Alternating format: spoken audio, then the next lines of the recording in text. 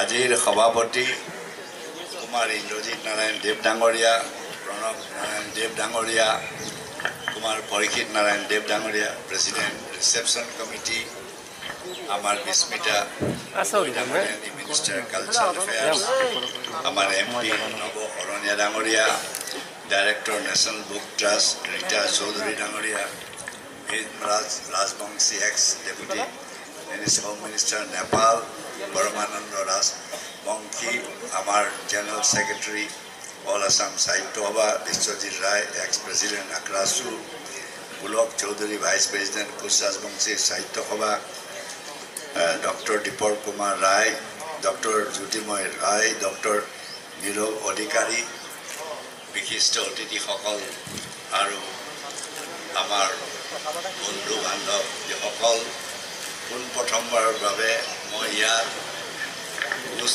বংশৰ ৰাজ পৰিয়ালেই নহয় আপোনালোকক একেলগে লগ পাইছোঁ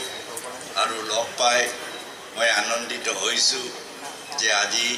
আমাৰ ৰাজ পৰিয়াল বা কোচ ৰাজবংশীসকল আজি সজাগ হৈছে। আজি আমাৰ সকলোৰে কোচ ৰাজবংশী সকলৰ নহয়, আমি সকলোৱে ভাবোঁ যে চিলাৰায়ো আমাৰ বীৰ, নাৰায়ণ আমাৰ ৰজা। আমি সেই পৰিয়াল বা সেই লোকসকলে আজি উপলব্ধি কৰিছে যে আমাৰ অতীতৰ যি আছিল সেই অতীত আমি ঘূৰাই আনিব লাগিব আৰু আজিৰ যুগৰ লগত আমি খাপ খুৱাই যাব লাগিব। হয় ৰাজ্য হেৰুৱালে, হয় সময় পৰিৱৰ্তন হ'ল আৰু অসমত সকলোৱে যিসকল সেই সময়ত ৰজা আছিল, আহোমেই কওক, চুতীয়াই কওক বা বিভিন্ন ডিমাচা কছাৰী সকলৰে কওক, সেই আজি ৰাজ্য কাৰো হাতত নাই।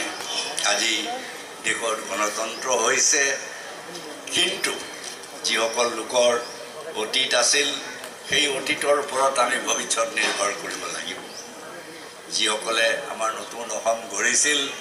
যাৰ কাৰণে আজি আমি গৌৰৱ কৰোঁ, কমতাপুৰেই কওক, আহোম ৰজাসকলৰে কওক, চুতীয়াসকলৰে কওক, কছাৰীসকলৰে কওক, বিভিন্ন জনগোষ্ঠীৰ যিবিলাক আছিল সেই সকলোৰ আজি আমি সকলো দিশত উন্নত বিচাৰিছোঁ। আজি আমি জানো যে কোচ ৰাজবংশীসকল বহু ক্ষেত্ৰত পিছ পৰি আছিল, যদিও এসময়ত সকলো দিশতে আগবঢ়া আছিল। যুদ্ধ ক্ষেত্ৰতেই হওক, সাহিত্য ক্ষেত্ৰতেই হওক, অসমৰ সাহিত্য কলা সংস্কৃতিত তেখেতসকলৰ যি বৰঙণি আজিও আমি শ্ৰদ্ধাৰে সোঁৱৰোঁ। আজি মহাপুৰুষ শংকৰদেৱৰ সকলো দিশত প্ৰচাৰত আজি যাক লৈ আজি আমি গৌৰৱ কৰোঁ, যাক লৈ আমি বৃহত্তৰ অসমীয়া জাতি আজি আজি গঢ়ি উঠিছে, সেইসকলে তেতিয়াই উপলব্ধি কৰিছিল মহাপুৰুষ শংকৰদেৱৰ তেখেতৰ গুৰু, তেখেতে গুৰুত্বৰ কথা উপলব্ধি কৰিছিল যে এইজন মহাপুৰুষ আমাৰ অসমৰ, অকল অসমৰে নহয়, মই ভাবোঁ মানৱ সমাজৰ কাৰণে তেখেত এজন ভৱিষ্যত আমাৰ ধৰ্ম প্ৰচাৰকেই কওক, সামাজিক সংস্কাৰেই কওক, সাহিত্যই কওক, কলাই কওক, কৃষ্টি আজি বিকাশত তেখেতৰ যে বিশেষ গুৰুত্ব আছিল উপলব্ধি কৰিছিল। আৰু বীৰ চিলাৰায় আজি এই দিৱস, আৰু বীৰ চিলাৰায় অকল অসমৰে নহয়, ভাৰতবৰ্ষৰে নহয়, পৃথিৱীৰ এজন বীৰ পুৰুষ, বীৰ সেনাপতি। তেখেতৰ নিপুণতাই কওক, স্কিলেই কওক, সকলো দিশত তেখেতৰ নেতৃত্বই কওক আজি সকলোকে উদ্বুদ্ধ কৰি তেনেধৰণে চিলাই নিচিনাকৈ গৈ কেনেকৈ যুদ্ধ জয় কৰিছিল তাক লৈ আজিও আমি গৌৰৱ অনুভৱ কৰোঁ আৰু তেখেত সদায় জীয়াই থাকিবই। আজি বীৰ চিলাৰায় সদায় অমৰ হৈ থাকিবই। বীৰ চিলাৰায় আমি যিমানেই চেষ্টা নকৰক লাগিলে সময় হোৱাৰ লগে লগে আজি আমি দেখিছোঁ যে এইসকলৰ আজি গুৰুত্ব লাহে লাহে আজি আমি উপলব্ধি বেছি কৰিছোঁ। আজি আমি আনকি শংকৰদেৱৰে কওক,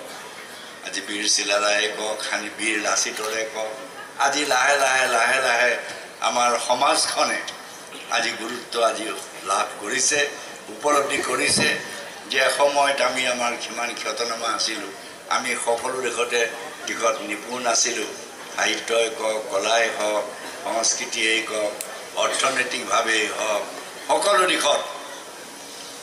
যি কাৰণেই নহওক আজি বহু বছৰ ধৰি আমি কিন্তু লাহে লাহে লাহে লাহে দুৰ্বল হৈ গৈছিলোঁ কিন্তু এতিয়া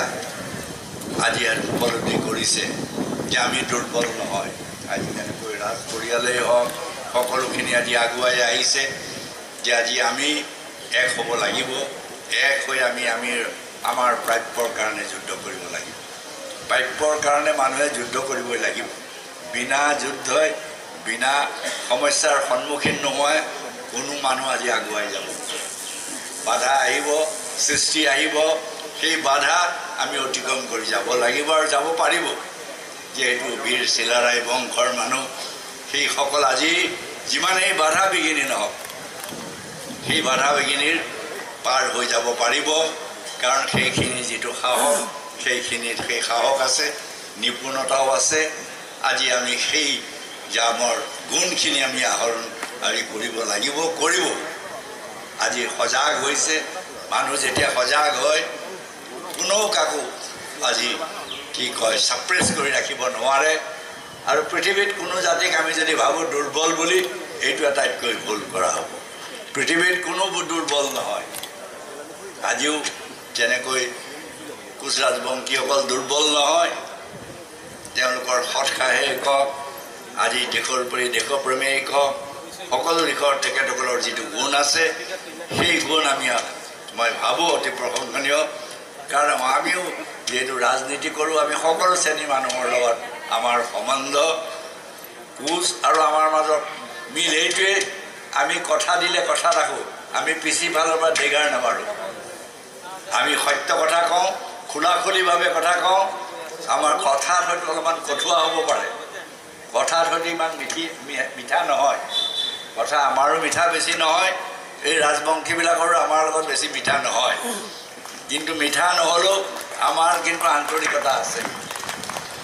আমি আন্তৰিকতা আছে কথা দিলে কথা ৰাখোঁ আমি সেয়েহে হয় সেইকাৰণে আজিৰ যুগৰ লগত কেতিয়াবা ভাবোঁ যে আমি খাপ নাখাব পাৰোঁ আজি যদি ইফালে তাল মাৰে সিফালে তাল মাৰে আমি কিন্তু এইদৰে তাল মাৰিব নাজানো আৰু নজনাটো মই ভাল বুলি ভাবোঁ মানুহ চিধা চিধি হোৱাই ভাল যাক বিশ্বাস কৰে বিশ্বাস কৰাটোৱেই ভাল আজি সেয়েহে আজি আমিও আমাৰ সেই গুণটো আছে আজি আমাক মোক কওক হয় মই কি কয় মোৰো গাটো চিলাৰায় গুণ মই নিজেই কৈছোঁ আছে আৰু মোক পিন্ধাওঁতে কৈছে যে আপোনাক চিলাৰায় নিচিনাই মানে বংশৰ দৰে বুলি লাগিছে মই গৌৰৱ অনুভৱ কৰিছোঁ যেতিয়া প্ৰণৱে পিন্ধাই দিছিল নেকি মোক কৈছে আপোনাৰ চিলাৰায় বংশৰ দৰে মই আটাইতকৈ গৌৰৱ অনুভৱ কৰিছোঁ আমি হ'ব লাগিব এই আদৰ্শৰ দ্বাৰা আমি অনুপ্ৰাণিত হ'ব লাগিব আজি চিলাৰায় হওক আজি কি কয় আমাৰ লাচিত বৰফুকনৰ হয় আমি তেখেতসকলক আৰু আমি শ্ৰদ্ধা কৰিবলৈ শিকিব লাগিব মোক কৈছে আমি লাগিলে চিলাৰায় ব্ৰহ্মপুত্ৰৰ ভিতৰত আৰু এখন আমি তাত আমি যেনেকৈ লাচিতৰ কৰিছোঁ তেনেকুৱাও তাক কৰি দিম আজি ব্ৰহ্মপুত্ৰৰ ভিতৰত যাতে জিলিকি থাকিব লাগিব এই দুগৰাকী বীৰ আমি অনুসৰণ কৰিব লাগিব চিলাৰায় লাচিত বৰফুকনৰ যিটো নৈপুণ্যতা হওক স্কিলেই হওক সেইধৰণে আজি আমি অকল কি কয় যুদ্ধ ক্ষেত্ৰতে নহয় সকলো ক্ষেত্ৰতে আমি সেই স্কিল আজি আমি অনুসৰণ কৰিবলৈ বিচাৰিছোঁ যুদ্ধ ক্ষেত্ৰতো আছে আৰু আপোনাসকলে মই ভাল পাম যে আজি আমাৰ এইসকল আজি আগুৱাই আহিছে হয় মোক দুখ কৰিছে দুখ কৰাটো স্বাভাৱিক যে চিলাৰায় বীৰ মূৰ্তিত আমি চৰকাৰীয়ে পাতোঁ আমি তেখেতসকলক উপেক্ষা কৰি আহোঁ আমি কিন্তু নাজানো দেই সঁচা কথাটো ক'বলৈ অৰ্গেনাইজেশ্যনে মাতে আমি যাওঁ আৰু মোৰ পৰিয়ালৰ লগত অৱশ্যে পুৰণা চিনাকি আছে অজিত নাৰায়ণে কওক মঞ্জুলা দেৱী হওক কি নাৰায়ণ MP আছিল নহয় মোৰ ফটোও আছে এতিয়া মই যেতিয়া ডেকা ল'ৰা ইন্দিৰা গান্ধীক লৈ যাওঁতে মোৰ এখন জীৱনী লিখিছোঁ তাত মঞ্জুলা দেৱীৰ ফটোখন আছে জানে মই এই পৰিয়ালৰ লগত জানো কাৰণ অৱশ্যে তেখেতসকলৰ লগত মোৰ সম্বন্ধ ৰাজনীতি আছিল তেতিয়া যেহেতু মঞ্জুলা দেৱীও আমাৰ কি কয় MP আছিল আৰু ইন্দিৰা গান্ধীয়েও তেখেতক খুব সন্মান কৰিছিল খুব ভাল পায় মই যেহেতু মই সৰু আছিল তেতিয়া কাৰণ মই তেখেতে আমাক লিডাৰ হৈ পেলাই লৈ গৈছিল ইন্দিৰা গান্ধীলৈ ওচৰলৈ আমাক লৈ গৈছিল আমি তেতিয়া শিশু লৈ পেলাই দিল্লীত আমি অল ইণ্ডিয়াৰ কনফাৰেন্স হৈছিল সেই তেতিয়া অসমৰ পৰা এই মঞ্জুলা দেৱী আমাক ইন্দিৰা গান্ধীলৈ লৈ গৈছিল অজিত নাৰায়ণ দেৱকো মই লগ পাইছিলোঁ মই দীঘলীয়া নকওঁ আপোনাসকলৰ হয় কিবা আছে ক'ৰবাতো নাৰায়ণৰ কি কয় সাংস্কৃতিক অনুষ্ঠানেই হওক ক'ৰবাৰ মূৰ্তিয়েই হওক চিলাৰায় নামৰে মেডিকেল কলেজেই হওক আমাৰ যি লাগে মই কৰাত সকলো সহায় কৰিম আপোনাসকলক সহায় কৰিম কাৰণ আজি কোচবংশীসকল যদি আগবাঢ়ি নাযায় ৰাজবংশী অসম কেনেকৈ আগুৱাই অসম আগুৱাই যাবলৈ হ'লে কোচবংশীসকল আগুৱাই যাব লাগিব আজি আটাইতকৈ ভাল লাগিছে ইমান যে কালাৰফুল মই আগে জনা নাছিলোঁ সঁচা কথাটো ক'বলৈ গ'লে এই ড্ৰেছবিলাকো যে ছোৱালীবিলাকৰ বেলেগ বেলেগ সেইটো মই নাজানিছিলোঁ আজি দেখি মই ভাল পাইছোঁ আমি কালাৰফুল যে কিমান আজি প্ৰমাণিত হৈছে যে আমাৰ ইয়াত ইমান এখন ধুনীয়া ফুলনি এইখনটো এখন ফুলনি নিচিনা লাগিছে দেখোন ভাল লাগিছে মই ভাবিলোঁ মই ভালেই কৰিলোঁ আজি কি কয়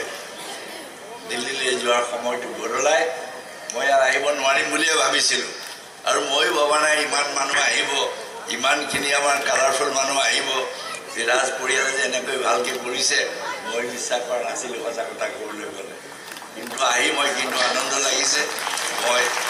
ভাবিছোঁ আৰু পিছত আকৌ লগ পাম অৱশ্যে ৰাজ পৰিয়ালক মই চিনি পাওঁ এইটো নহয় যে মই ৰাজ পৰিয়ালৰ লগত চিনাকি নাই মই বিশেষ নকওঁ মই সহায় কৰিবৰ কাৰণে যি লাগে মোক এই ৰাজ পৰিয়ালৰ এজন সদস্য বুলিয়েই ধৰিব বা আপোনাসকলৰ এজন সদস্য বুলিয়েই ধৰিব